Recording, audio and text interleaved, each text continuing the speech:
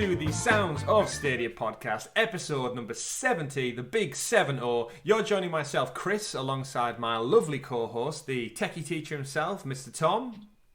Hello! I got my new desk. My office is feeling good. I'm nearly there, gents. I'm nearly there. I feel so much more at home now that this is all set up. I feel like a pro gamer. I've got my LEDs going on and stuff. Yeah, it's pretty hype in here right now. Pretty hype, all about the games. Love to see it. And below him, the man of many pixels, joining us once again for episode number 70, Mr. Richie. How are you doing? I'm doing quite well. Unlike Tom, I'm not using a nice new desk. I'm using the same desk I've had for like 12 years or something now. 12 years. You're getting you used to that wood. That's it. Oh, yeah, solid. definitely. You love to see that as well. So thank you everyone for joining us for episode 70 of the Sounds of Stadia podcast, the longest running Stadia podcast this side of Google Maps, of course, where us three lovely gentlemen bring you all the weekly gaming and Stadia news rounded up into a lovely digital package for your viewing or listening pleasure. If you're new to the channel, if you're new to the show, give us a like down below and subscribe so you are kept in the loop with all things Sounds of Stadia, because we do much more than a podcast. We bring weekly live streams when we don't have internet issues, Richard. We try to. If you've not noticed, the world's under a bit of strain and the internet has clearly been drank up by everybody else, and there's not enough to go around. So apologies. No excuse, my opinion. Well, that's a whole different thing. Yeah. But we do have a great show for you all Yeah. lined up this week, where we are going to be talking about Resident Evil. Is it on Stadia? Is it not on Stadia? Kind of is, kind of isn't. We'll get into that. Stadia apparently looking at acquiring some new studios, has been doing the rounds this week in the news. And some other studios have been folded into some for the dismay of, I think, probably both me and Tom as well. It's a shame. But again, not as much Stadia news this week, but we've definitely got a great show lined up, and we're of course going to be looking at our February Pro predictions as well, because that is on the horizon. At the time of listening, you're probably a day or two out from hearing about it. So let's do a bit of housekeeping just to get the show started, gents, as this is episode 70 of the Sounds of Stadia podcast. Wow. Quick apology to throw it out there right off the bat for our Thursday night live stream. I know at the top of the show we said we do weekly live streams. What I should caveat that was we attempt to do weekly live streams because thanks to internet issues and whatever, it wasn't Stadia's fault, but my internet in my house is just, I'm going through this phase at the moment where it's reconnecting intermittently on and off all the time. And as you know, as Stadia players out there, you need a stable connection to play these games, or to stream to YouTube for that matter. So it wasn't happening. Me and Richie got kicked in and out of a game several times. I got kicked out of a game several times. We blamed it on the armadillo, right, Richie? Yeah, you tried to shoot an armadillo, then everything went to hell. Yeah, it was almost like instant karma. I wanted to see if the armadillo was bulletproof, because they look like they could be bulletproof. Shot at one, it ran away, I went to chase it, and that's when I got kicked out of the game for the first instance. It reloaded me back into the game on the very precarious edge of a cliff, which would have been ironic if it had killed me in between the loss of the game. But we didn't really get a chance. We tried to sort things out, and it just wasn't going to work. So apologies to anyone who's tuned in on Thursday. We will be back, of course, with another live stream when my internet issues get resolved. Yeah, like me and you were on call for like an hour after we killed the live stream, just trying to think of any way we could solve the problem. But shit happens, eh? Shit happens. Speaking of shit that's happening, we're on the road to 1K, and you can help us get there by sharing with your friends. We're about 70 subs away, everybody. Just 70. That's the number of episodes we're up to. What are the chances of that? That's crazy coincidence. Illuminati. But we are so close. Free confirmed. Yeah, well, that's it. But we are so close, and we would love it if you would reach out to anyone else you know in the Stadia community. Share us on your forums that you may use. We try and get on social media as much as we can, but we are only 3 people. So if you know somewhere that the Stadia chat are going on, drop us in there. We'd massively appreciate it. So that's the housekeeping. Very short and brief this week. But we do want to say a massive thank you to one of our new patrons as well. We've got Kaif joined us over on there, which you can as well at patreon.com/Sounds of Stadia, where from as little as $1, you can sub up early. You get our post-show episodes 5 days earlier than the free feeds. You get exclusive personal chat with us as well, which, I was going to say personal. We don't get that personal. I mean, we could. If you ask the right type of questions, ask and you may receive. But before this episode gets totally off the rails, gentlemen, I'd like to just start the week with just learning a little bit about what we've been playing. What have we been playing? What have we been up to? Stadia or otherwise? I'll throw it over to you, Richie. What have you been up to this week? So, for a while I was just after I finished Cyberpunk, I was kind of bouncing between. You know, do you ever go through these phases where you're just bouncing between games and you don't really nothing's clicking? Yeah. And then I went for one of my comfort food games, and I've been binging the hell out of Pokemon X. Oh wow, okay. Taking it old school. Yeah, I've got. It's not that old school. Pokemon X isn't that old, but it's like 2 generations ago now. But yeah, I'm like 7 badges in. Oh wow, nice. Oh, yeah, So, you were saying to me the other day you were up to what 3 in the morning. You were 8 beers in, playing Pokemon X. Like what a life, what a lifestyle. Yeah, I was sat here because I am cheating a bit. I was playing on an emulator just entirely for speed hack reasons. I do actually have a 3DS right there. I thought you were pointing like and the I do loft or own the something. game. Actually, the blue thing in front of it is Kyogre that I got with my Alpha Sapphire pre-order. So nice. I do own the game. So I was just using it just purely so I can play the game at 300% speed. I'm pretty sure the rules say that. I say the rules. What rules? As long as you physically own it, you are allowed to own the ROM, or you are allowed to emulate it. So I don't think there's any sort of like. I think if you dump the ROM yourself, it's fine. Yeah. But if you download it off the internet, I think it's not. Right. Although I think it's more the person who's distributing the ROM is at fault rather than the person acquiring it. I don't know. So Mr. Nintendo Kool-Aid guy is not going to bash through you all right and just like arrest you. Okay, that's fine then. How about yourself, Tom? What have you been twiddling your thumbsticks with this week? It's been a rough week in terms of console gaming. I haven't really done much console gaming simply because I've just not had the time to do it. We've got a lot going on at school at the moment. Trying to get reports and paperwork and boring shit done, basically.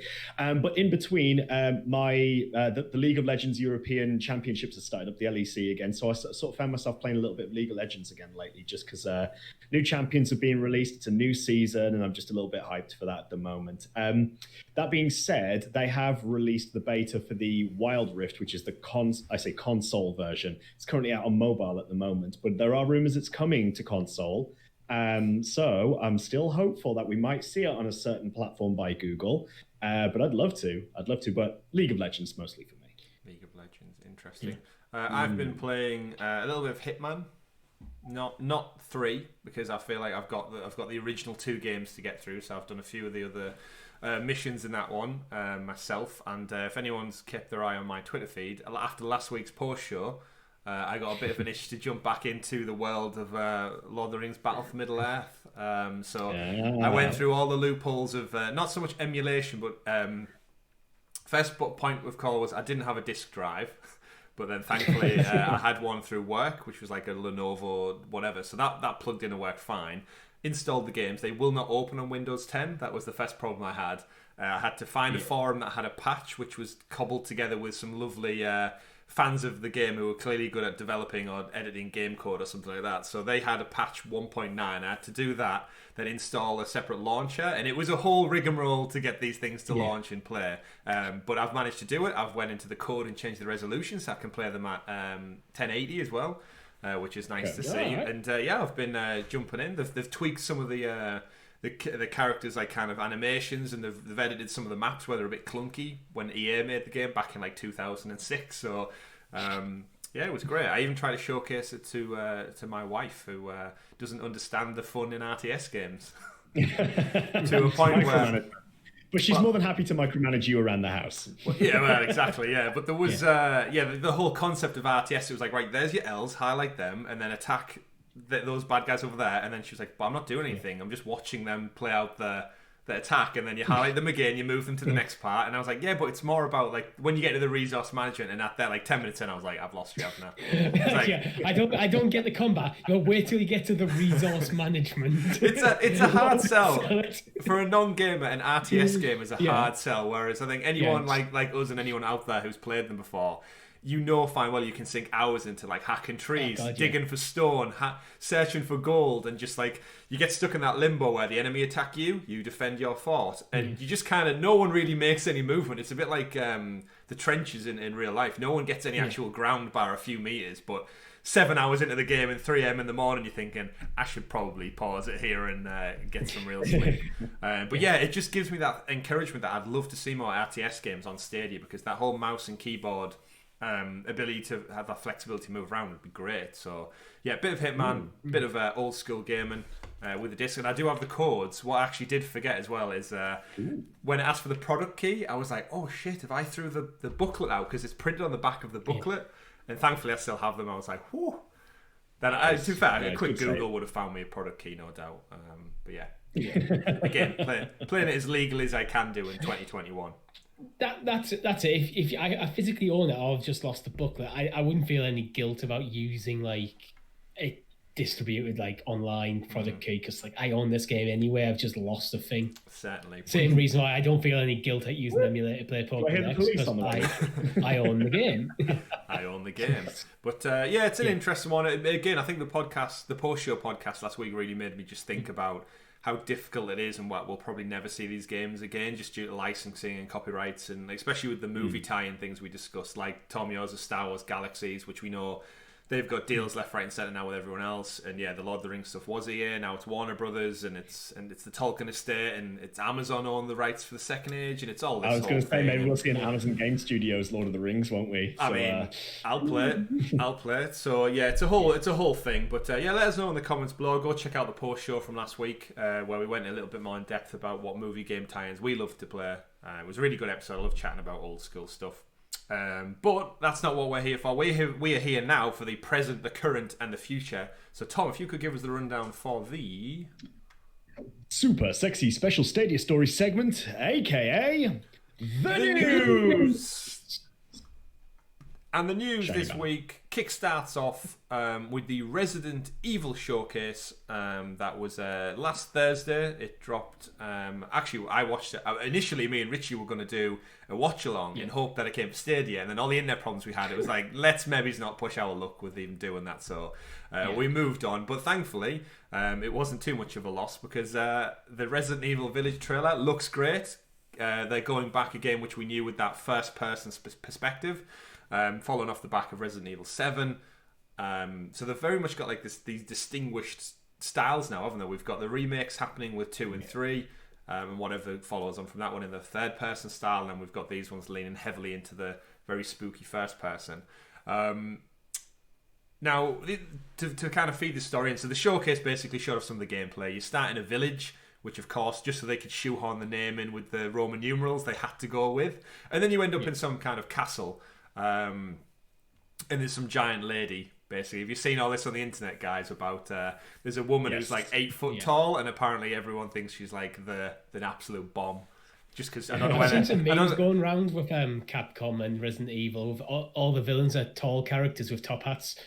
Yeah, but I've seen a lot of stuff online already that people have a bit of a kink for this tall lady, it would appear. There's something about her that's got a lot of intrigue going there. But she looks very much like the nemesis who's going to chase you through the corridors. I'm sure she's probably got like some secret spider monster living inside her who's going to come out at some point. But yeah, they essentially showcased that. They dropped a demo which only went onto PS5. I think it was an exclusive demo where it was like a walkthrough. You weren't able to use weapons. But I think the biggest thing off the back of it, for a disappointment from myself and probably you two and the rest of our community, is no mention of Stadia again. Which this is the first big game announcement that we get a date for 2021. And I think the biggest thing, what feels like a rug pulled from under us, is the fact that we had that leak where Google paid Capcom $10 million or something dollars for this game and 7 to be ported over to Stadia. Now, they never really came out and give a rebuttal for that, or actually any more clarity on it. They just kept quiet, which I suppose from a business standpoint, it's a clever move, because then no one knows. But where do you guys sit with this one now that we don't know about it? Or do you think it's coming, or do you think this is just Google keeping tabs? It's tricky to say now. It's tricky to say, because we obviously had all those rumors or supposed leaks with no real sort of context given at the end of the day. We know that some people within the community who actually posted about those leaks got DMCA'd, so that's a little bit sort of like a hint potentially that that it could potentially be, some legitimacy to it. But I think it's a little bit disheartening for the actual reveal of the game, or the announcement of the game, I suppose, to not include Stadia in any sort of context whatsoever. Because if it is coming to Stadia, that's sort of the place that you want to be talking about it. You don't want to be talking about it in, let's say, a month or 2 months time, because by that point the ship's already sailed. Like, you've already lost your initial hype. It's logo gate revisited. You want the initial launch reveals of the product to have your logo there. And I think for Stadia, if it is coming to Stadia, it's more important, I think, for Stadia to have their logo there than say Microsoft or Sony, because the expectation is that it would be there, where Stadia really need to be shown that, we are the third major. Yeah, we're getting big games in too. I mean, you throw the term logo gate around, but the reality is that's it's tried and true at this point that we can't make excuses for Stadia anymore at this point, because we are now over a year into the ecosystem. At this point, we should be seeing new games realistically with the badge slapped on it. If they're not being slapped on it from the get-go, there is a problem there that fundamentally needs to be addressed. And people within the community, I know I'm already going to upset some people saying this, people within the community are going to come to Stadia's defense immediately, and they're going to say, oh, give it time, and like, just the logo not being there doesn't mean that it's going to come to the platform. It doesn't matter anymore. We're past the point now where where we can make that excuse. We need to know that the games are coming to the platform, because we're now at a point where, realistically, now Hitman 3's out, what have we got to look forward to? That's what I'm sort of thinking. We've supposedly got 400 plus games coming this year. But we don't know any of them. No, we don't know what is coming at this point. So it's about time. Granted, we're at the end of January. Where's the news? It's back to that age-old thing of a roadmap, and I think what's extra bit of salt in the wound for this one is it's the first, like, arguably the first big AAA game of the year that's not first party. It's going to be on every platform, and off the back of all this, none other than Stadia is very much probably their biggest competitor in the future months and years going forward, is Amazon Luna, who, let's remember, is still in beta. They came out with a tease saying that you could play Resident Evil 7 Biohazard, which is the prequel to this game, on Luna Plus. And then later they came out and said, it's actually available now. So Google paid their tens of millions, and then now their competition is actively coming out and saying, you can play the game early before 8 comes out, and guess what? It's available on our Luna Plus package, which is essentially the Stadia Pro equivalent. So now here you've got these two competing cloud networks, and one of them now has this game to play right now, and on Pro, I don't know what we have, West of Loathing. Kind of like, again, this is where it's all about the games again. And for me, it is just that bit of salt in the wound where, yes, we might not have a roadmap, and Google might want to do these shadow drop things. But that's not how marketing works. Any other big business will tell you this, that's not how it works. And especially when you're a new platform. Yeah. When you're a new platform and you're trying to get new people in, you need to give people it doesn't have to be a full complicated roadmap. But people like us, if people are looking at what games are coming to Stadia, let's check out Sounds of Stadia, and we don't know, that means it goes on. No one knows. Like, why should I get Stadia? You can only then look at the games that are on the platform already and not at what's coming up. And quite often, you probably want to look at both. Well, yeah, because then all it takes is one person to go, I'm a massive Resident Evil fan. I can't wait to play it on my phone, on the move, essentially, or on multiple devices. I'm not interested in committing to next-gen consoles with PS5 and such yet.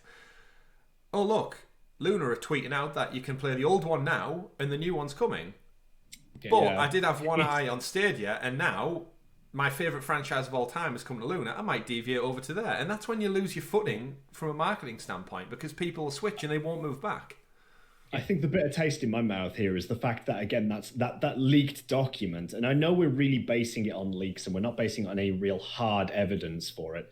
But they were supposedly bringing 7 to Stadia. So what I'm hoping this isn't is, Google have obviously thrown the money there, but are they throwing the money at Capcom purely just to stay relevant in this sort of competition? Like, we know that Google is based on a different sort of, it's based on a Linux-based platform as opposed to a Windows-based platform, which Luna is. So there is sort of like an ease of being able to port to Luna.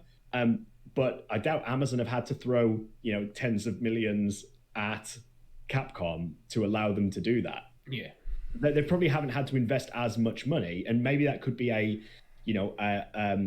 fault of Google's for opting for the base that they've gone for. I can't really say.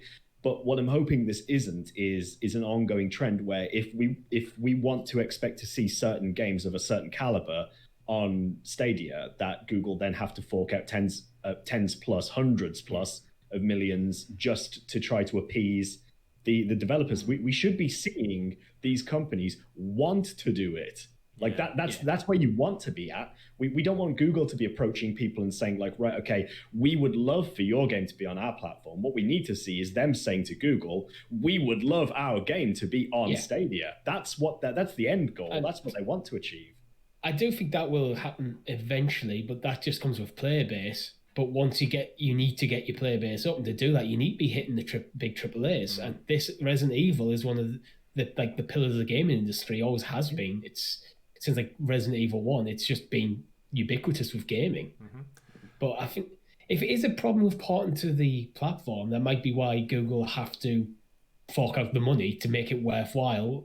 Because the Resident Evil engine might work already on a Windows-based platform, because it's probably not like the similar to... Yeah, so maybe that's why Google need to pay a premium to get it over there. Yeah. But then you'd think just if it's going to come out later because they're working on getting the platform stable on Linux, just say that.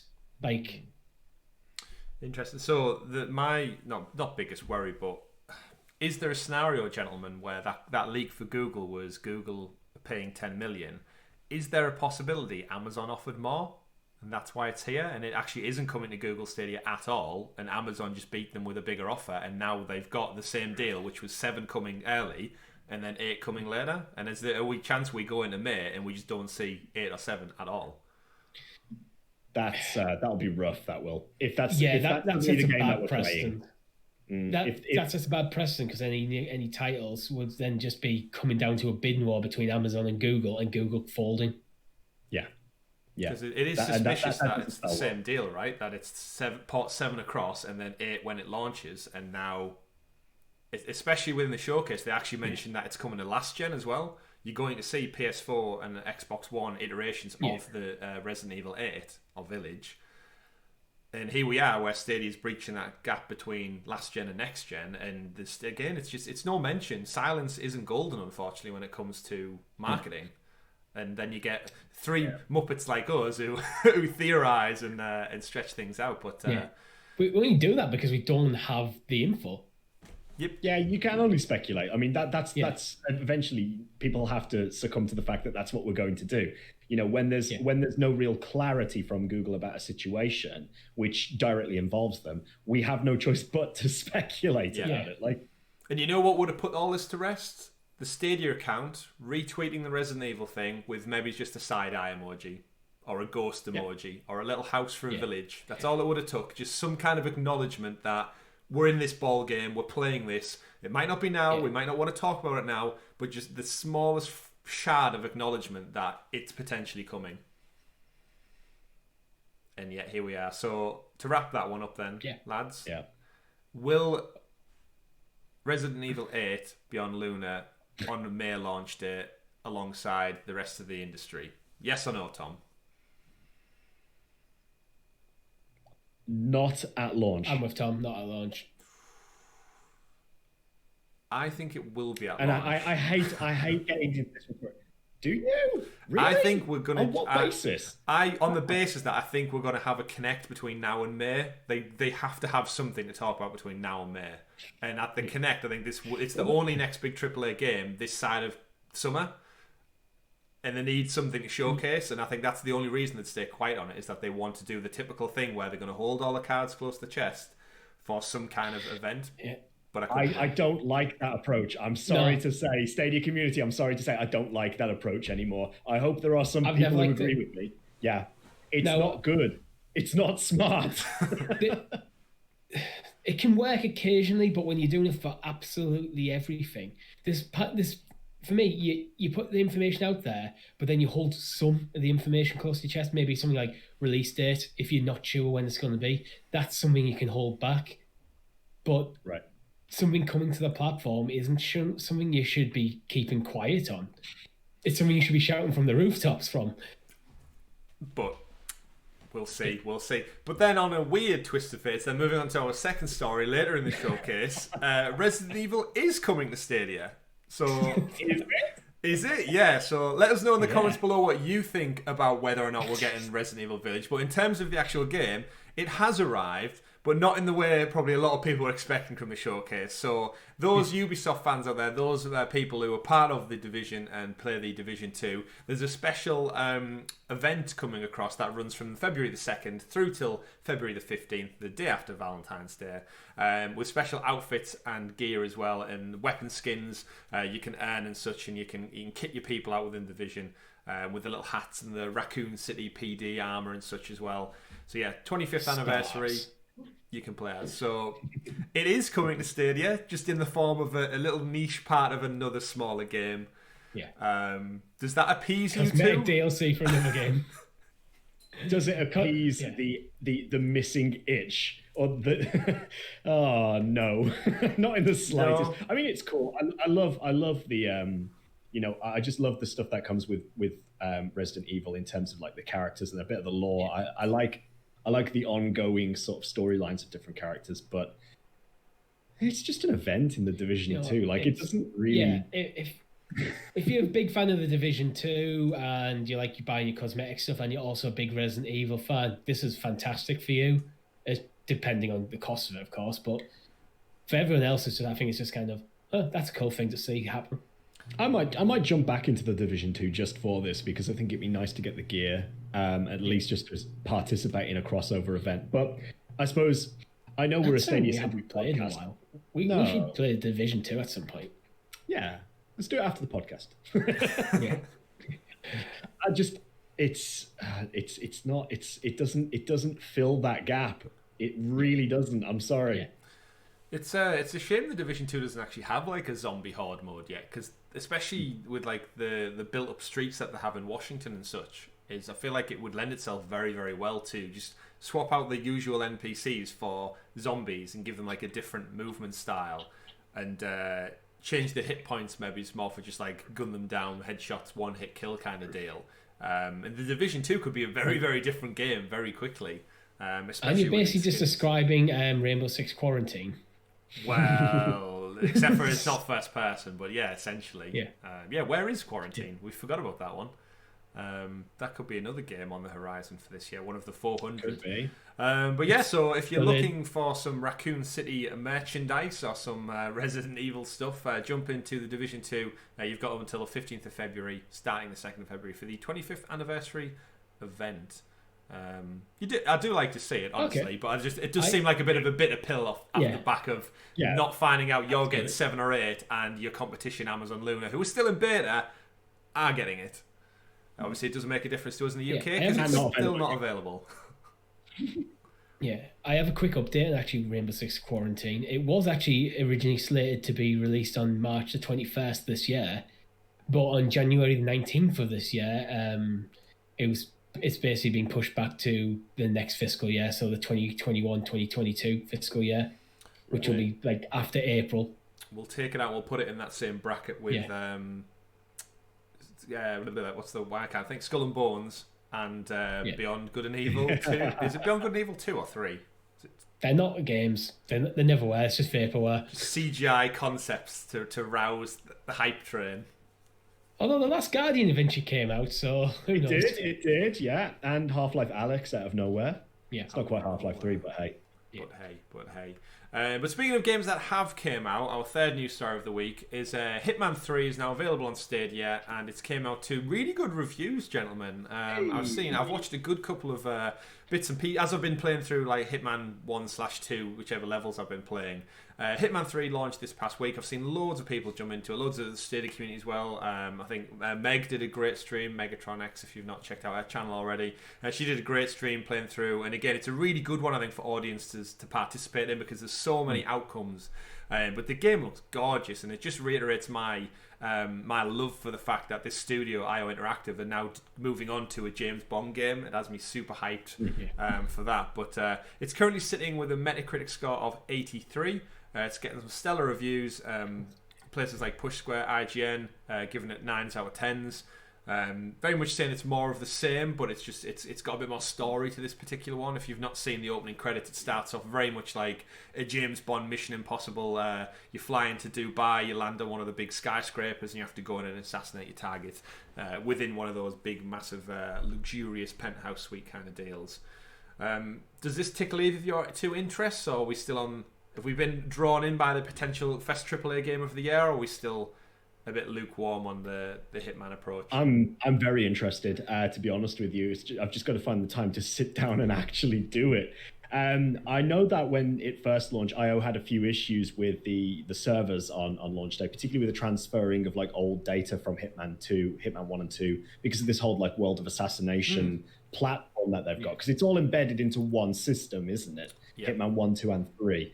I know they had a lot of issues in the original launch with people saying that the hardest mission in Hitman 3 is actually getting to play Hitman 3. But hopefully all of that's been ironed out now. I must admit I've been quite keeping myself in the dark with this, because I'm kind of interested to experience it all myself. The reviews, as you said, though, they look great. I'm super excited to get into it. But again, it's on the list of many things to play at the moment. So as and when I get to it, I suppose. I'm still a bit lukewarm on it, to be honest. I've played Hitman 1 a handful of times, and it just never fully clicks for me. I never get that itch to just keep playing. I'll finish out a level and go, okay, I'm done with that every single time I've tried. So I can appreciate and respect what the game is, but I just don't think it is for me. Yeah, it's interesting. Sorry, we should talk about state share as well there, I suppose, really, as well. Oh, yeah. Now we've got state share out there in the wild. I must admit, I haven't seen anybody really sharing any states for me to try.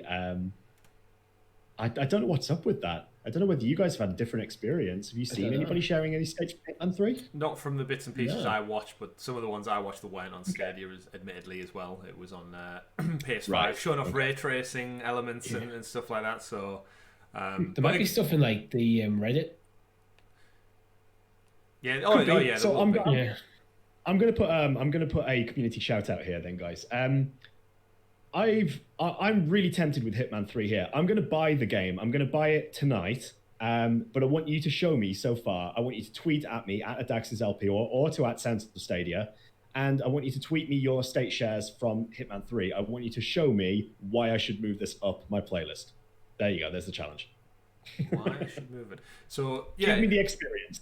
It's a weird one for me, because I've been enjoying like 1 and 2, and again it's that leap to number 3. I don't feel like there's still so much I can do in the other previous games, and albeit we are obviously a time of we're on like January 753rd of the month, and I feel like payday is still infinitely far away, and a brand new title dropping out such a niche time of the year is for me, I can't really convince myself to buy it just yet. But it does go back, Tom, to that World of Assassination, where I do feel that they've very, very cleverly built it up now, so you can play all the missions from 2 and 1 in 3.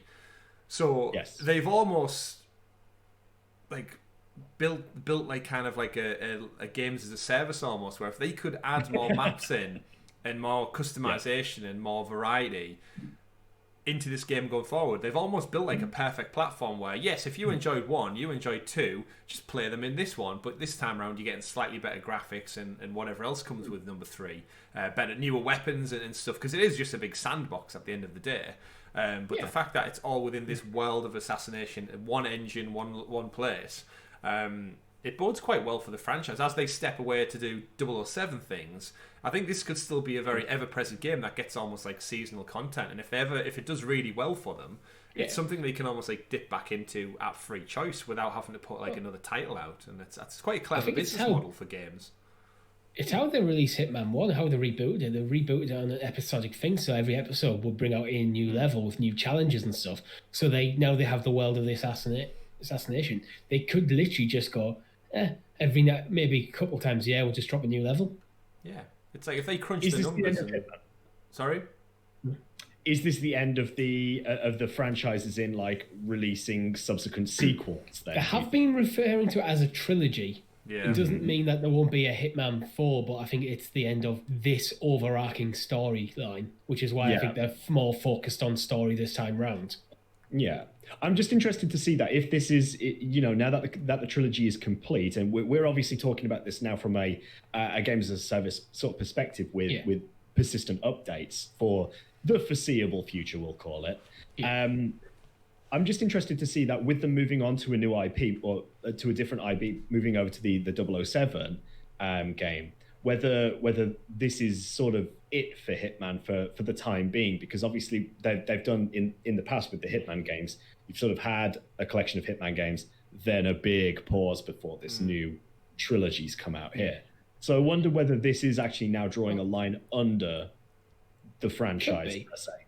I think in the past, like, they had dwindling sales from game to game, so I think they've decided to just like take a break from it. And it might be a case of, okay, we've got 3 games, the overarching story that we wanted to tell, we've now told.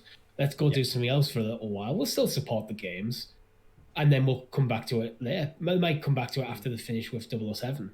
Yeah, okay. I think a nice break would do probably the franchise well, because you don't want to be too. I feel like they've got these 3 games out very, very quickly. I don't feel like Hitman 2 came out that long ago, but obviously with it all being done in the same engine, they can clearly iterate on it quite a rapid speed in terms of game development. But I feel like if they can just leave this one to boil over as a games as a service, and they do add like seasonal content, like a special Halloween pack where you hunt someone dressed at a Halloween party and everyone's in a costume and you have to find the right guy. Like that could be fun, and again, sticking Agent 47 with a little Santa hat on or in an elf costume, like that could be iteratively funny year on year. But yeah, I don't think we need a Hitman 4 anytime soon. It's great to see that this is actually almost rounding out the trilogy on a really high note with a decent score.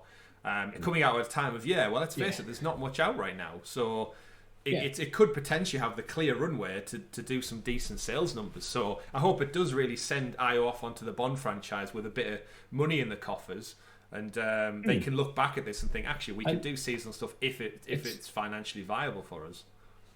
It's not necessarily the money, I think, for them. It's the critical acclaim that they're getting. A high Metacritic rating will stand them in good stead when it comes to marketing the next game, the next project. Yeah, true. Because they've just had 3 since it was 2016, the first Hitman of the World Assassination trilogy came out. So in about 4 years, they've had 3 decently reviewed games. Indeed. So yeah, but, good for them. Good for them. Yeah. Good for. I like IO. Yeah, keep up the good work. Keep up the good work, and we'll see you on the 007 front in the near future. But yeah, so good luck to IO and Hitman, I guess. Agent 47 out there doing his stuff. Maybe we'll get a different protagonist next time, because I feel like it's been. I like when we get nice stories. You think possibly the end of 47? I mean, we'll have to play. You'll have to play the game and let us know, Tom. Next one. It's going to be the Alex Trevelyan story next. They're going to go back to an earlier agent. For England, James. But yeah, so speaking of good stories and bad stories from our take as well, we've not seen it really covered in the Stadia community because it's not Stadia specific, but I think it does pertain to just the games industry in general, and Vicarious Visions, owned by Activision. It was announced this week as part of one of their kind of corporate calls that they do, that it's going to be merged in with Blizzard Entertainment. So for those of you out there who are familiar with the titles, these are the guys who rebooted the Crash Bandicoot stuff. They did the Crash Bandicoot Insane Trilogy, which is one of my favourite reboots of all time, based on one of my favourite games of all time. And they also did Richie for You. They did the Tony Hawk's Pro Skater 1 and 2 reboots that got made just last year. They were highly revered as some of the best remakes ever. And you played the hell out of those. After like a decade, we finally got another Tony Hawk's game. And it turns out it was 1 and 2. But the thing with them games is it's all about how it feels to play. And they nailed it. Yeah, so the shocking news from all this is they're not being kind of like fully shuttered. No one's losing their jobs or anything, so that's great. But they're being folded in as a support studio to help Blizzard, which essentially means that the team that's made some, like, albeit games based on like past titles, they've clearly shown like the love and care and attention to breathe fresh life into a past IP, albeit with the same framework. But it just sucks, right? That the studio that's made two well-reviewed games. Now they're going to just be a support studio for what Diablo and other stuff.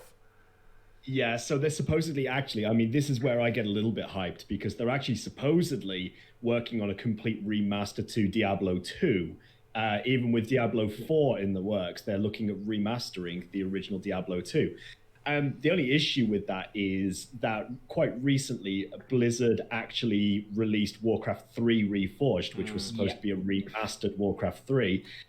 And it was not good. I was excited for that game until I heard about like the reviews and stuff. I was like, ugh. Yeah, well, the worst thing I suppose about it is the fact that Blizzard used the platform Battle.net, which anybody within the PC sort of gaming space should be aware of. Battle.net, you could previously to the release of Warcraft 3 Reforged buy the old school Warcraft 3, like the battle chest where you used to get all the expansions with it and so on.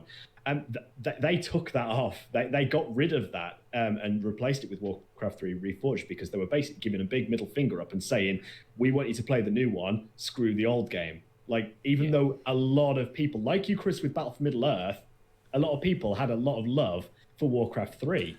My last Warcraft game was Warcraft 3. I loved the hell out of that game. And then when they went to World of Warcraft, I was one of those people who was like, I don't really get the online stuff. I don't really get the sudden need for a subscription every year and all that kind of stuff. Or my parents would buy me the subscription, I guess. And that's when I bounced. But yeah, I loved the hell out of Warcraft 3 and Age of Empires and Battle for Middle-earth. That was like my shit back then. And I fell out of love with the franchise because then they never did another RTS game, which... Yeah. Well, when Reforged came out, it was just buggy. It was crap. Let's just put it that way. It was just a crap remaster of a classic game.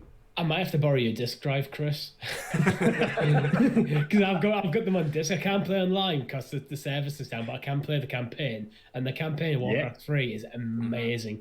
Oh, that the whole point of like taking Arthas to ice, like just beautiful. Just playing through his like. Decline into the Lich King. Going to Northrend and everything. Beautiful stuff. Yeah, after you've borrowed the disc drive, Richie, can I borrow the disc as well? Play it back on. I'm just hoping that Vicarious being folded into Blizzard. Vicarious have obviously done some really good things for reimaginings. We know that from our own gaming experience. I'm hoping they can do something good with a potential Diablo 2 remaster. I'm trying to figure out why you'd need to fold them into Blizzard if they're just still going to be working on remasters, though. Because they could just do that through Vicarious Visions, because both companies were owned by the parent company Activision. I wonder if it's just to try this is why I'm more skeptical in them like working on ports. I think they are literally going to be a support studio for Blizzard. Someone who they might work on certain assets or things, and well, from the article, it basically says, it does actually mention in the article from VentureBeat, if you want to go check it out, it does mention how much of a shit show Warcraft 3 Reforged was, and apparently still is a disaster to this day. But because of that failure, they said it's a big part on Activision, because they're a very money-driven. A lot of stuff that happens, whether it's Call of Duty or otherwise, it's always down to the bottom line of like the shareholders and stuff, and how it impacts them more than probably a lot of other companies. But yeah, because of the way the revenue stream is currently set up for like the future years, and they don't want to rely on Call of Duty all the time. They've obviously got Diablo 4 in the works as a huge project, and they've got Overwatch 2, and I think both of them they need to land. Like, they need to basically hit the ground running when it comes to these launches. So for Activision's like bottom line, it says they need them to be big hits. So essentially, Vicarious Visions will be moving their 200 employees, because that's a big studio compared to like some of the smaller ones out there as well. 200 employees won't no longer be taking the lead. Instead, they'll be supporting Blizzard projects, which could go into ongoing games like World of Warcraft and Hearthstone as well. Which I think it's good for Diablo and Overwatch fans, because Vicarious Visions, I think, worked on Destiny as well. They did, yeah, Destiny 2 with Bungie. Yeah, so they have done that sort of work before. So I do think it is good for them franchises, and it's going to I can only see as a boon to Blizzard, but it's just a shame to lose what the great work they've been doing over the last few years. Absolutely. But yeah, so sad or good story, depending on where you sit. Again, I think I'm just kind of like tainted because I think of the Crash Bandicoot thing being so good, and then Tony Hawk's been so good. It just seems a shame to take that studio and be like, oh, go help with the online of this other project, right? Rather than have them do like another great thing, whatever it may be, or give them another Tony Hawk game to remake, or like 3 and 4, something like that. Yeah. So, but guess not. Again, so not Stadia, but I think it is gaming news and does impact us, because again, I hold out that we will see the Crash Bandicoot trilogy and other Activision smaller titles poured across the Stadia more so than the multiplayer ones. I think Tony Hawk's 1 and 2 could do really well on Stadia. It's just one of them sort of, it's a bit more, with it being a bit more of a casual title where you can just literally jump in and play a 2-minute map and you're done. Of having that always on your platform and not taking up your hard drive or your SSD space is a brilliant thing. Yeah. Well, that's all the smaller ones. We've said a few times, I think, with our predictions. Like, if Activision don't want to necessarily bring Call of Duty over because the sheer online numbers don't merit having that on the platform as of yet, test the water with a smaller title that's like beloved and it's got nostalgia and stuff. It's quite a decent idea. I think it's an easy port compared to some of the others. It doesn't have an online infrastructure to worry about. And funnily enough, you had Vicarious Visions who could have helped with the part until you've now sent them on other projects. Maybe they've been moved to Stadia project, lads. Ooh. Vicarious Visions will just purely work on Stadia parts. I'm joking. That's probably not going to happen. Is this the rumored Project Hailstorm? Where Hailstorm is actually a reference to Blizzard. Tinfoil hats, guys. Tinfoil hats. Tom, you've just blew the lid wide open on that one. Shit, I never even thought of that. That's crazy. World of Warcraft coming to Stadia. Wow. By Vicarious Visions. Wow. Oh, there are rumors that World of Warcraft is being prepared for a console release, like however many years after it has come out. Like, why now? Nice. Yeah, I don't know. Is there a market there? I mean, I don't know. Who knows? Probably more so. But anyway, speaking of Stranger Things, back to some Stadia news for you lovely viewers and listeners out there. We've got a new game announced from Devolver Digital. We've got I knew I was going to say it wrong when I had to read it. How was it? Pikuniku roaming to Stadia. Pikuniku. It's the Japanese word for picnic. Is it? Well, it's the Romanized version. So it's the Japanese way of saying the English word. Right. So translation through a translation machine, and back out. Yeah. So essentially, this little indie darling to me looks like some kind of mismatch between the Mr. Men and Mrs. Little kids books used to get. Because they definitely look like Mr. Strong and Mr. Tickle and stuff with the way their arms and legs move. Mashed with Loco Roco from back in the PSP era, if you remember. It's a co-op game. Like I said, come from Devolver Digital. It was set to come out on the same day as Hitman, but the developers clearly thought it was best to get out of the way of Agent 47 as not to risk his wrath, and they pushed themselves back to February 2nd. Yeah. So next Tuesday, this coming Tuesday, depending on when you listen to the show. You'll be able to pick this one up. Pikuniku. Pinuinuku. Why can't I say it? Either way, it's coming out. This, I think, Richie, you said in the pre-show, it's got pro written all over it. Yeah. Especially considering they've pushed the date back to like the start of the month, and the fact that it's already out on other platforms, so it's not a brand new title. So I can see this being a pro game. It looks fun. I quite like the look of it, though. I was saying, it's like there's something about the bright colours, and like it looks whimsically daft enough to just have a good couple of hours worth of a laugh with another co-op person. Nice jolly music, but yeah, for me, it's got pro written all over it. I'd imagine price wise, it's probably going to be in around the £10 mark, $12 mark, I'd guess, for other people. Yeah, it is.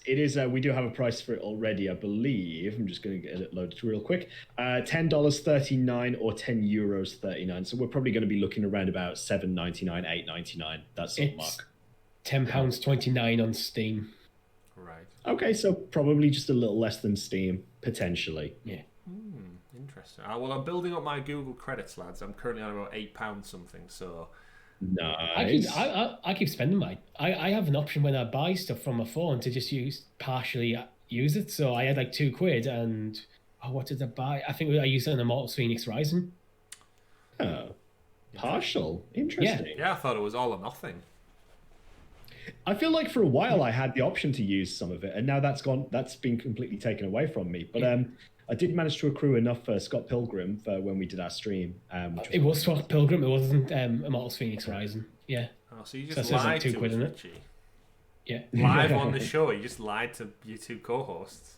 My apologies, everyone. I didn't lie. I was misremembered. Yeah. I knew it was the last game I bought. Well, Pikuniku, shame on you. Yeah. Right, and the final topic of the week from our news segment was we didn't want to put it at the top of the show because it's all just rumor and conjecture, and we're not about that on this show. But it does lend us to an interesting conversation for the rest of the year, and that is a guy called Brad Sams, who's a YouTuber. He's got quite close ties with Microsoft and the gaming industry, and he's got some behind the scenes people who led him to, in the past week or so, he mentioned that Microsoft, Amazon and Google are all in the market for looking to acquire studios, which kind of goes back to our previous conversations about the roadmap and the year ahead and 400 games, and feasibly Stadia needs to acquire more studios before there's nothing left to buy, because we've seen Microsoft make massive strides last year with the Bethesda acquisition. We know Sony have their own inherent built-in studios. We know Nintendo do, and we've said time and time again that first-party games, exclusive titles, they do a lot to bring people to a platform, especially if they're critically acclaimed, really, really top-tier games. I typically think the games tend to be of higher quality because they're only they're laser focused on just that one platform. Yeah, 100%. Like me and you said, Richie, a good couple of times after playing The Last of Us Part 2 and Ghost of Tsushima last year, then moving on to third-party games like from Ubisoft and such, is the sheer difference in quality from facial animations to textures and everything like that. There's a vast gap in between that, and it all comes from, like you said, focused development on one particular platform. So we know Stadia have acquired Typhoon Studios. The Twitter's famous friend Alex Hutchinson running that joint over there, director of Stadia, whatever he classed himself as. And then he's working on something. We know we're getting Journey to the Savage Planet this next month, February, right? If I recall, February pro game. Yeah, it is coming soon. I'm sure they said February for some reason. Soon. Yeah. It must be soon. So we've got him. We've obviously got the other studios, which is headed by Shannon Studstill as well. And we've got to imagine, I feel like there's one more. That was Santa Monica, maybe. That might be the same one. I'm overthinking it. But either way, 3 isn't really enough to keep things ticking over, especially if you want games. A few games every year. We know they've got the Stadia Makers program. We know they've got second-party deals with the likes of Supermassive, Harmonix, and a couple of other companies as well. We obviously saw Outcasts off the back of one of those such deals. But then that kind of leads me thinking, as we head into 2021 and we've got the future roadmap, whether we can see it or not, this news story that's coming out from Brad Sams over on YouTube, who's up for purchase? And I kind of just wanted to spend a few moments theorizing really about who we think would be right for the picking with that Google cash milk gentleman. Who would they be looking to buy? Anyone in particular comes to mind for you two? I'm trying to think. For me, it'd have to be a studio that they've worked closely with already. Okay. And there isn't that many. See, one that always gets me immediately. Ubisoft. See that it would never be Ubisoft. Never happening. They make too much money on their own. I mean, strange things have happened. Let's remember that Microsoft just spent $7 billion on Bethesda, so we can't really turn that away. I don't think it's in Google's best interest to do that, though. No, I don't think it's very much not in Ubisoft's best interest, because if you think about. Yeah, it might be great for the directors to pocket a large sum of cash, but it would very much hinder the company. And the ethos seems to be, we want you to just play our games wherever you want to. I mean, they just fought off... Tying themselves to one platform seems to be counterintuitive. But they just fought off a hostile takeover in the last year or two, didn't there, as well, where I can't remember who the company was. It was trying to basically force them out and buy more shares bit by bit up, and they managed to win out on that one. So I can't see then suddenly they wanted to do the whole thing again with Google. So it's definitely not their prerogative. For me, it would be Rebellion Games. If we think about Rebellion Studios, I can see that. We've got all of their back catalogue has essentially been a pro game. So we've had Strange Brigade, we've had Zombie Army 4, and we've had Sniper Elite 4. Sniper Elite. So that's 3 of their flagship games have all been pro games, which means there's a great relationship or a great marketing business conversation happening behind the scenes. And I think they are one of those studios where they're not quite AAA, as I would say, but with some investment in kind of maybe space to expand the studio and become a first party, and work exclusively on one platform. I think that would give them a good. It's a good marriage, ideally, in my opinion. Yeah, I like it, but my issue with Rebellion Games is they are very much a AA developer and seem to be comfortable with that. I don't think they've ever attempted to make something to like a AAA standard. So my issue would be is like, you don't know if they're going to be capable of taking that step up as a studio, even with there's more to it than just money. Mm-hmm. It's personnel as well. That's right. True. Okay. But, so sometimes it feels like they have their niche. So although I think, Google should buy them. Yeah. And things like Sniper Elite, Zombie Army, Strange Brigade can become first-party Google Stadia titles. Yeah.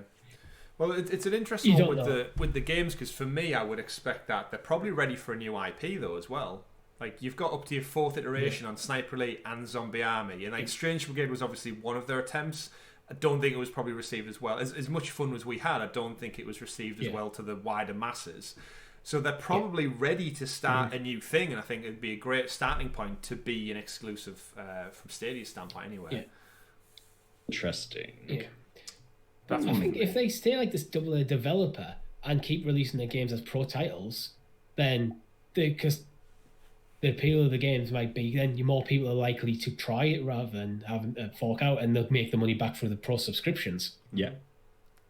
I'm just having a quick look through at some Stadia games just to see who else might be involved in these sorts of things.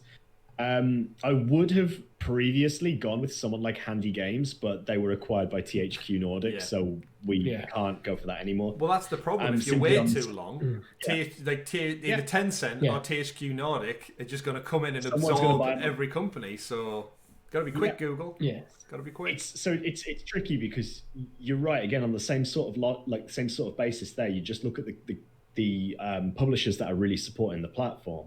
And we know Ubisoft is not going to happen.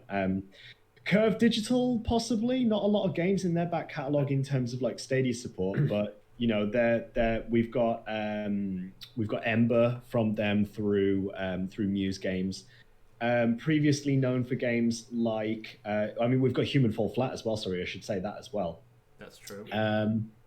Velocity 2X, which is on the Nintendo Switch. I'm just having a quick look through. Lone Survivor. We not pitched to get Lone Survivor on Stadia at some point. I feel like that I've heard. No.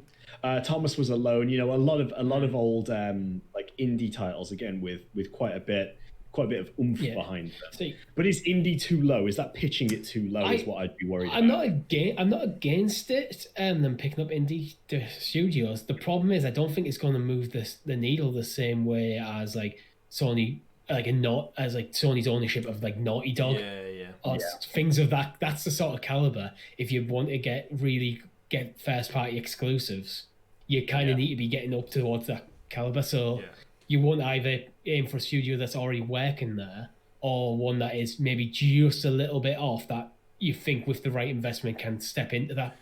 Yeah, you're totally right, because I think like that goes back to like Guilt. As much as we had fun with Guilt as an exclusive, it isn't that caliber that draws attention and like it gets the masses to. It's not a system seller. Yeah, exactly. Yeah, completely. They need that winning formula that like really draws it out, and I think for me a big one that really helps do that is studios that have already kind of shown like one foot in the door for that kind of thing. So another one of mine was Remedy.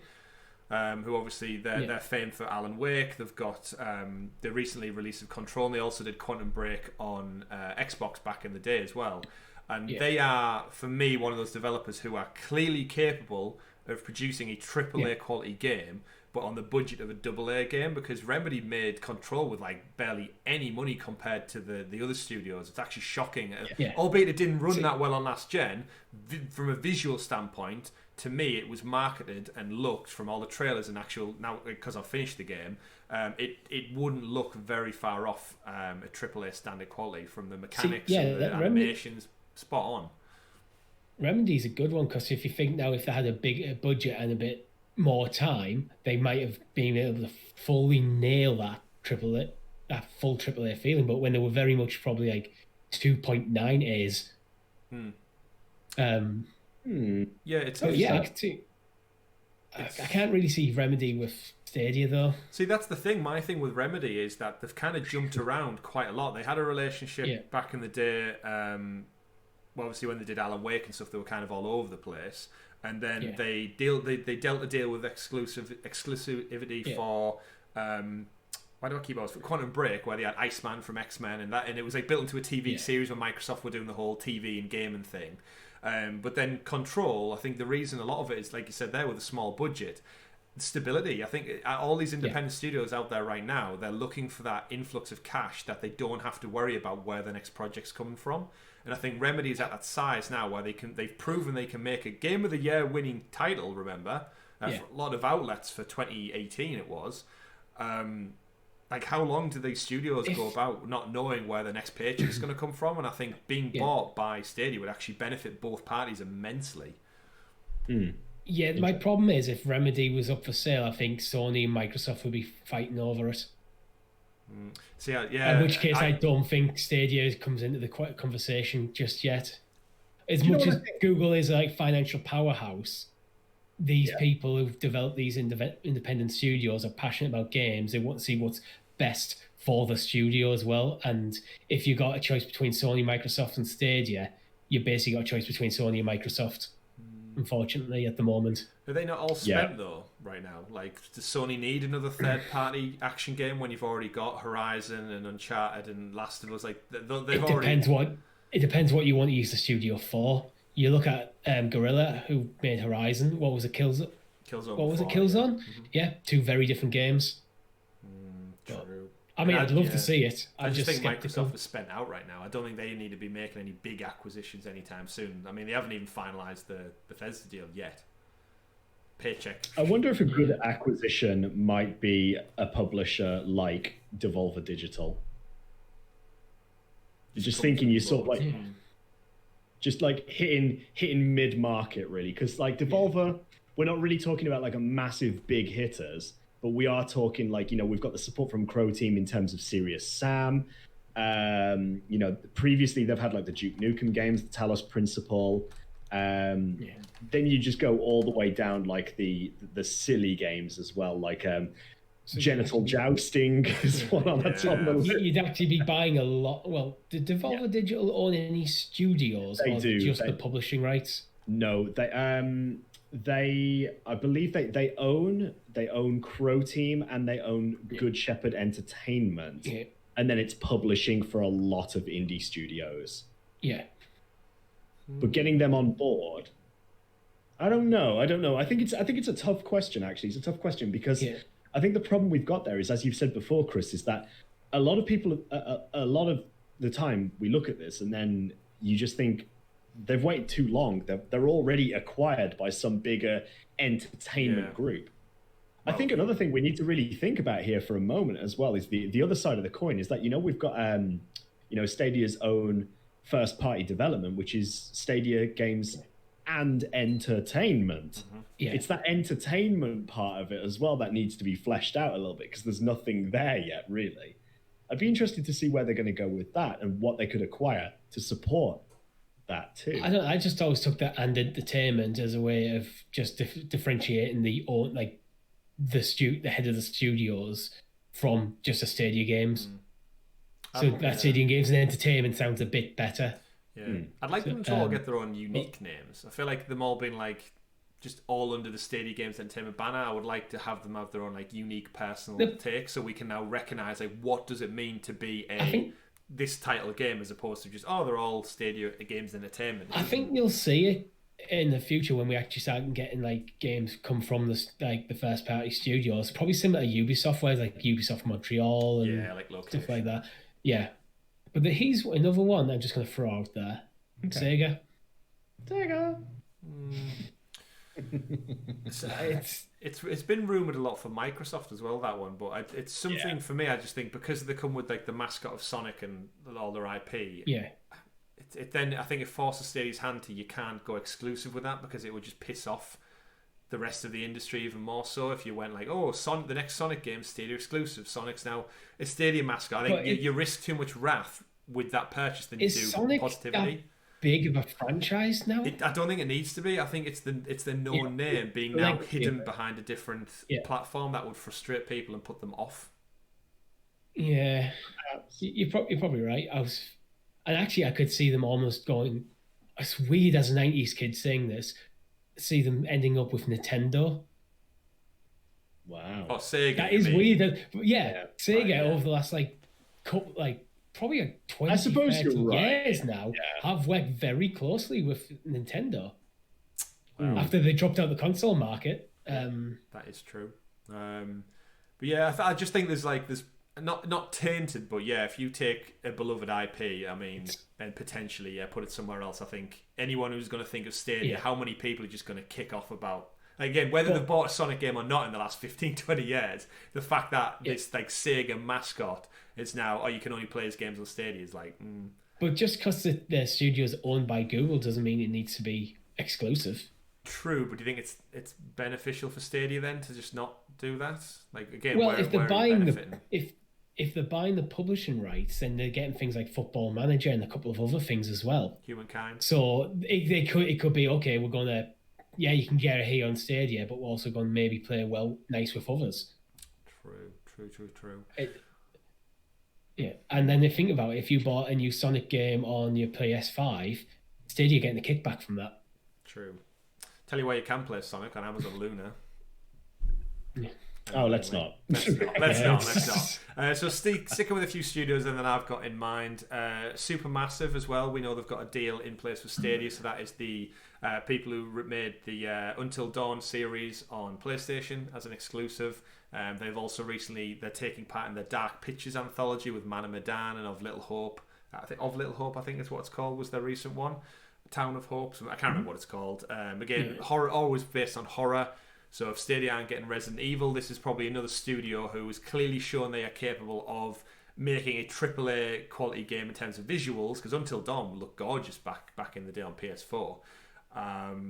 Kind of fits that niche of Stadia having a horror thing to base their experiences on. And again, I think they're right for the picking. PlayStation clearly don't want them. They could have bought them after Until Dawn. They're now branching out and doing all these Dark Pictures things on everything.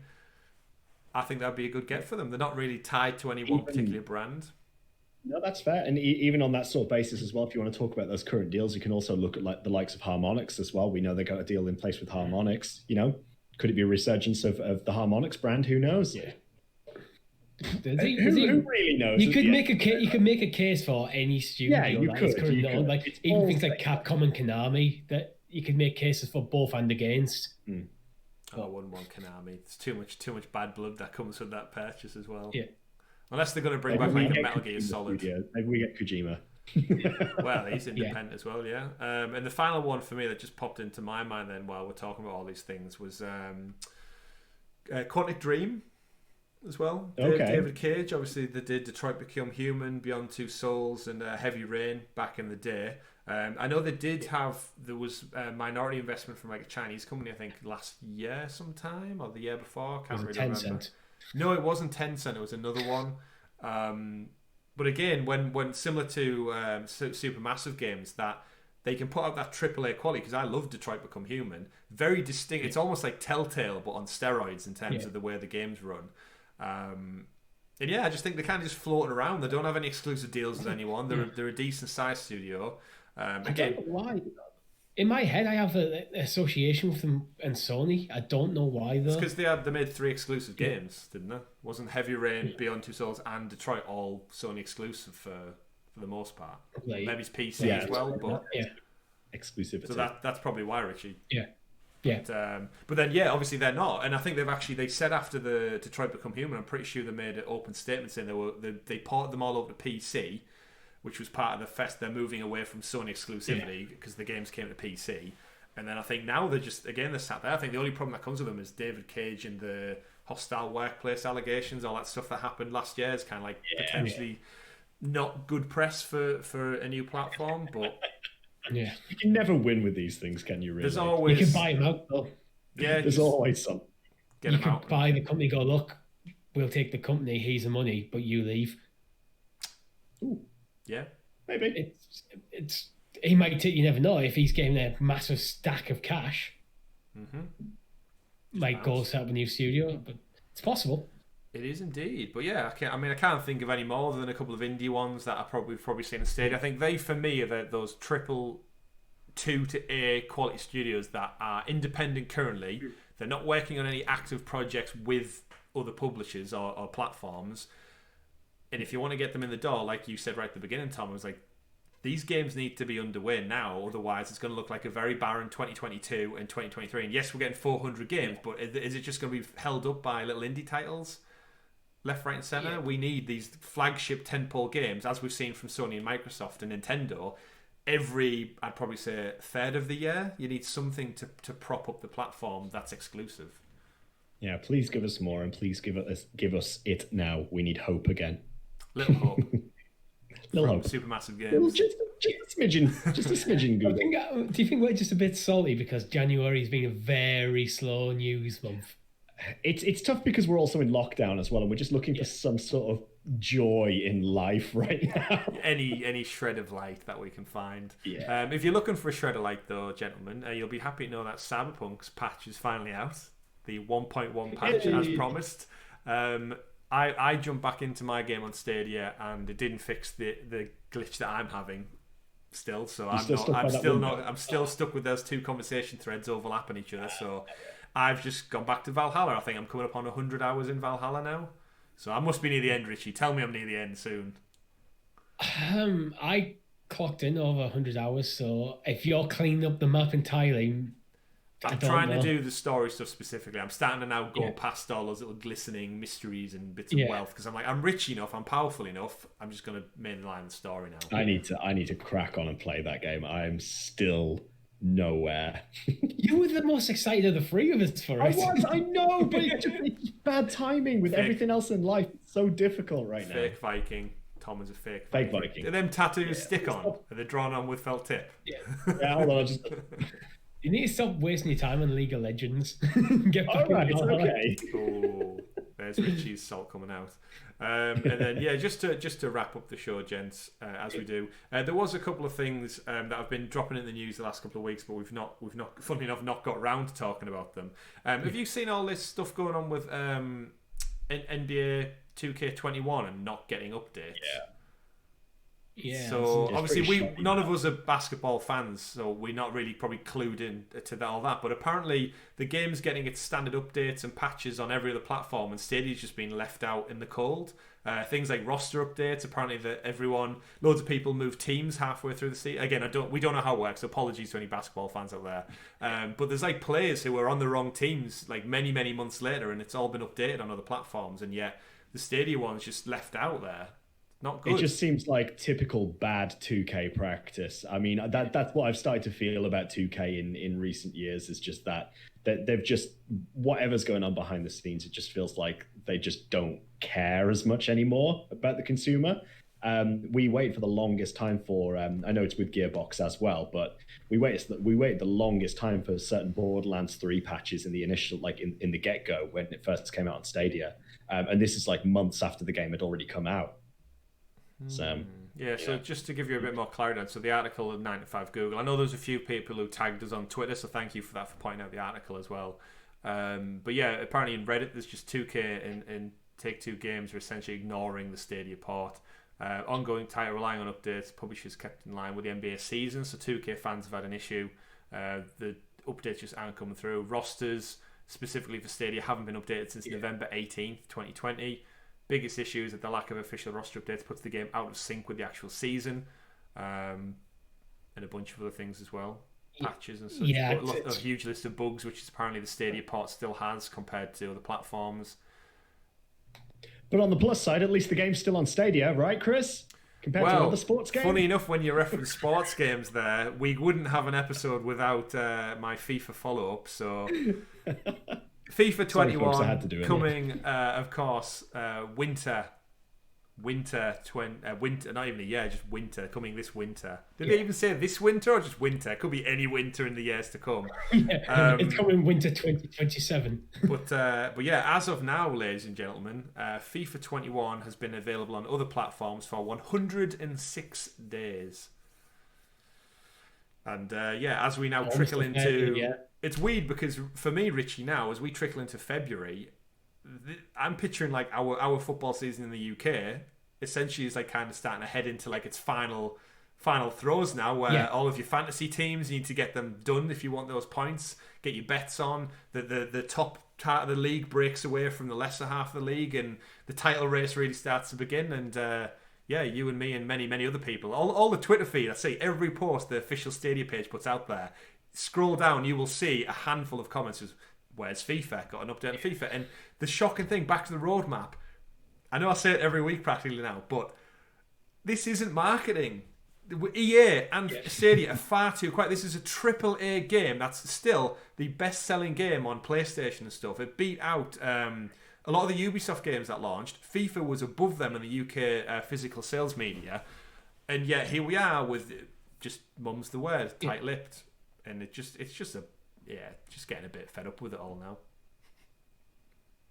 Anything to add, Richie? The thing is, the long I've said this before, but I'll just quickly reiterate. The later this game comes, the cheaper it's going to have to be for me to even consider it.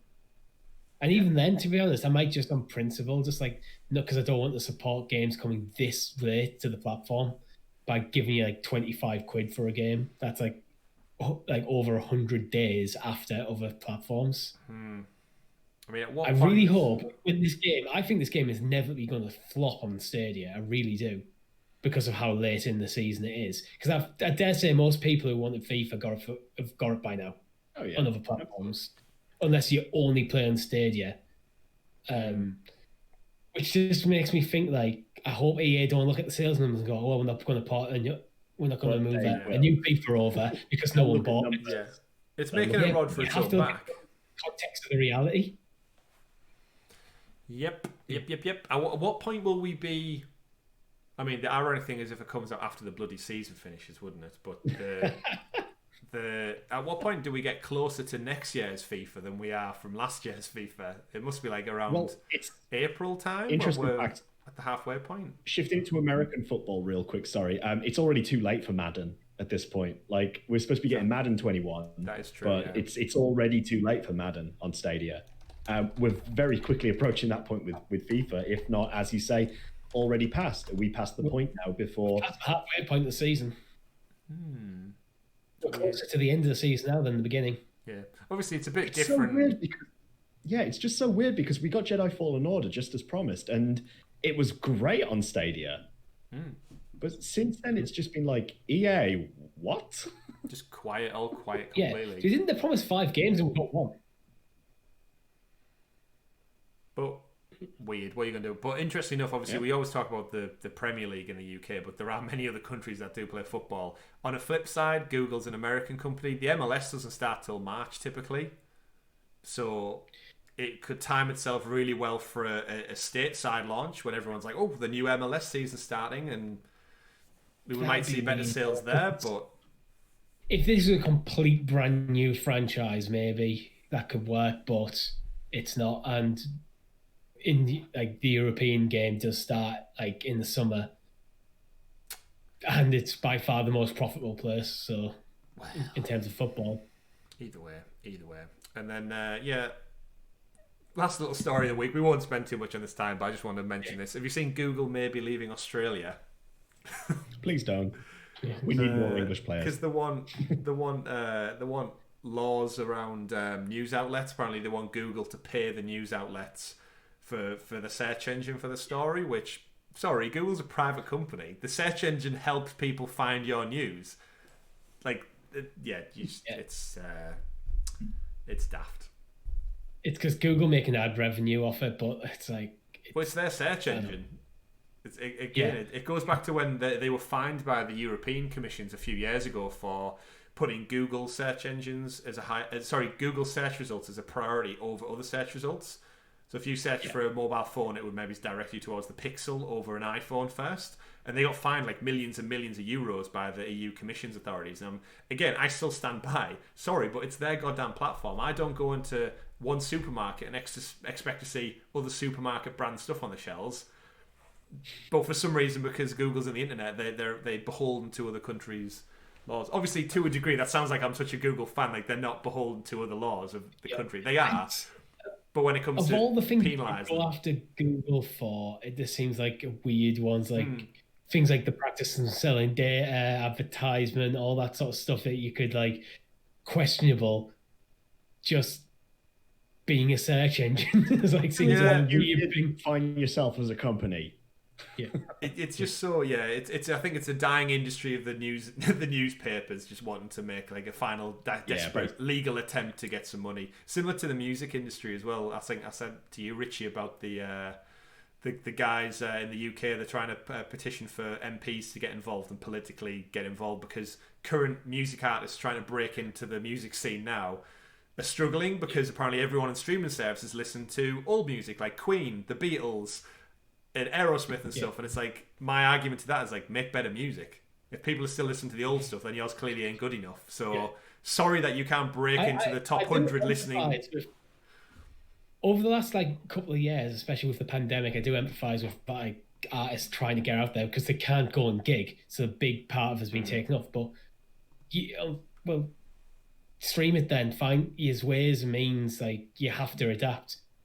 Back in the 70s and 80s, people didn't have Twitter to broadcast their music all around the world, and they still made it. So you just need to adapt to the circumstance you're in, unfortunately, a bit. And if people are still listening to old music, that's not ever going to change, and I don't think MPs should get involved. No, you don't want to be political. You don't want to be like, the top 10 charts has to feature one person under the age of 25 every week or something. It's like, then you're just getting far too weird with it. But anyway... That's ageism.